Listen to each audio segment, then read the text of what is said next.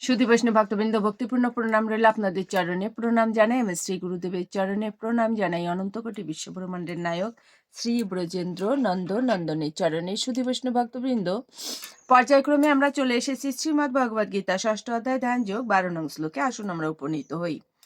অজ্ঞানতিমিরান্ধস্য জ্ঞানাঞ্জন শলাকয়া চক্ষুরুন্মীলিतं যেন তস্मै শ্রীগুরুবে নমঃ। নমো বিষ্ণুপাদায় কৃষ্ণপৃষ্ঠায় ভূতলে শ্রীমতে মহানামস্বামিনি তে নমামি। বাঞ্ছাকল্পতরুভ্যশ্চ কৃপা সিন্ধুভ্যেব চ পতিতানাং পাবনেভ্যো বৈষ্ণবেভ্যো নমো নমঃ। গুরু কৃপা হি কেবলম, গুরু কৃপা হি কেবলম, গুরু কৃপা হি কেবলম। ওম শ্রী পরমাত্মনে নমঃ। ওম শ্রীমদ্ ভগবতে শ্রীগীতায় নমঃ।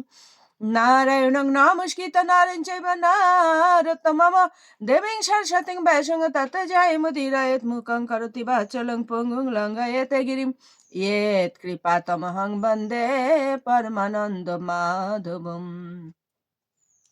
ओम नमो भगवते वासुदेवाय, ओम नमो भगवते वासुदेवाय, ओम नमो भगवते वासुदेवाय।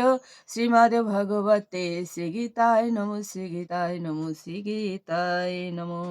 श्रीमद् भगवद गीता 6ষ্ঠ অধ্যায় ধ্যান যোগ, শ্লোক সংখ্যা 12।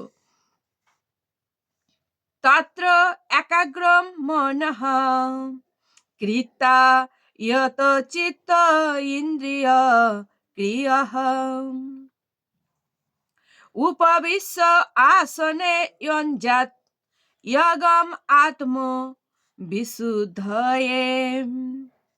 সেই আসনে পবিত্র স্থানে স্থাপন করে তাতে আসীন হবেন। সেখানে উপবিষ্ট হয়ে চিত্ত ইন্দ্রিয় ও ক্রিয়াকে নিয়ন্ত্রিত করে চিত্ত শুদ্ধির জন্য মনকে একাগ্র করে যোগ অভ্যাস করবেন।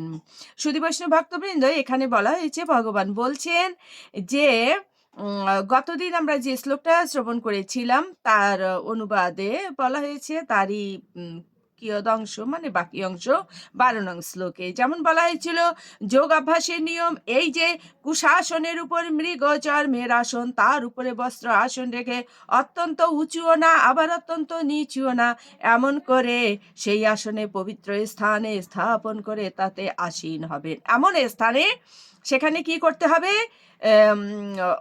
উপবেশন করতে হবে, অর্থাৎ বসতে হবে। সেখানে উপবিষ্ট হয়ে অর্থাৎ সেই আসনে বসার পরে চিত্ত ইন্দ্রিয় ও ক্রিয়াকে নিয়ন্ত্রণ করে চিত্ত শুদ্ধির জন্য মনকে একাগ্র করে যোগ অভ্যাস করবেন। আমরা যে যোগ অভ্যাস করি, আমরা যে ভগবানের নাম জপ করি, এটা আমাদের কেমন আসনে করা উচিত?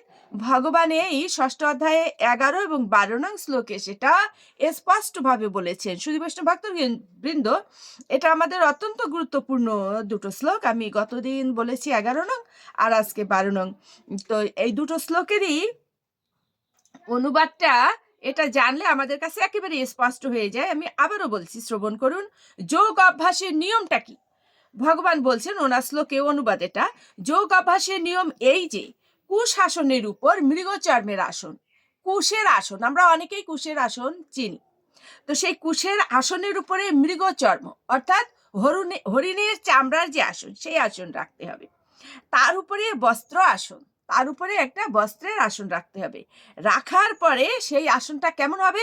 অত্যন্ত উঁচুও না আবার অত্যন্ত নিচুও না, এমন আসন। সেই আসন পবিত্র স্থানে স্থাপন করে সেই আসনটাকে আবার পবিত্র স্থানে স্থাপন করতে হবে।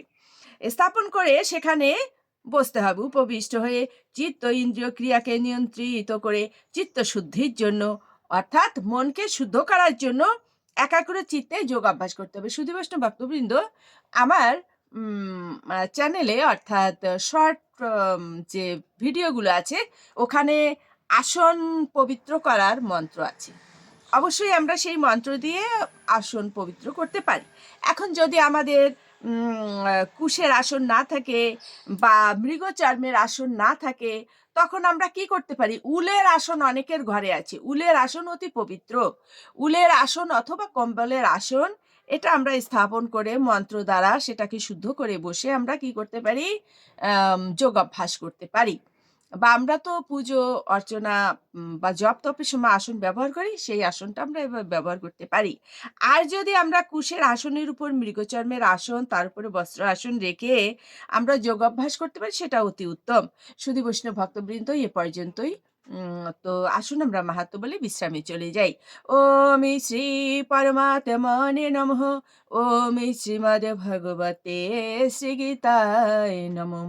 গঙ্গা গীতা চ সাবিত্রী সীতা সত্যপতি ব্রতা ব্রহ্মা বলির ব্রহ্মবিদ্যা ত্রিসন্ধ্যা মুক্তি গেহিনী অর্ধমাত্রা চিতানন্দা ভবগ্নি ভ্রান্তি নাশিনী বেদত্রয়ী পরানন্দা তত্ত্বার্থ জ্ঞান মঞ্জুরি। ওম তৎসৎ। ওম নমো ভগবতে বাসুদেবায়। ওম নমো ভগবতে বাসুদেবায়। ওম নমো ভগবতে বাসুদেবায়। শ্রীমদ্ ভগবতে শ্রীগীতায় নমঃ। শ্রীগীতায় নমঃ। শ্রীগীতায় নমঃ। ওম শান্তি। ওম শান্তি। ওম শান্তি। শান্তি শান্তি।